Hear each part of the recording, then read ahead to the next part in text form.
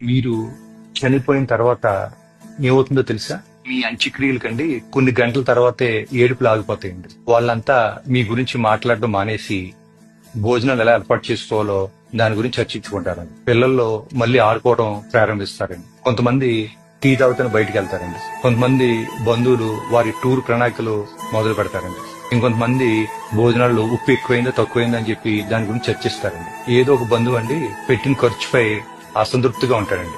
మెల్లగా జనాలందరూ వెళ్ళిపోతారండి. కొన్ని రోజుల తర్వాత ఏమవుతుందంటేనండి, మీ ఫోన్ కి ఎక్కడా అని చెప్పేసి మెసేజెస్ వస్తాయండి. మీ ఆఫీస్ లో మీ ప్లేస్ లో పనిచేయటకు వేరే కొత్త వ్యక్తిని నియమించుకుంటారండి. మీ ఫేస్బుక్ ఫ్రెండ్స్ మీరు పెట్టిన చివరి పోస్ట్ ని ఒకసారి మళ్ళీ చూస్తారండి. మీ పిల్లలు సెలవులు ముగించుకుని వాళ్ళ జీవితాల గురించి ఆలోచించడం మొదలు పెడతారండి. మీ జీవిత భాగస్వామి తమ శాశ్వత జీవితం ఎలా గడపాలని చెప్పి ఇంకా ఆలోచిస్తారండి. పండగలు, సినిమాలు, క్రికెట్ మ్యాచ్లు అన్ని ఎప్పటిలాగా వచ్చి వెళ్ళిపోతా ఉంటాయండి.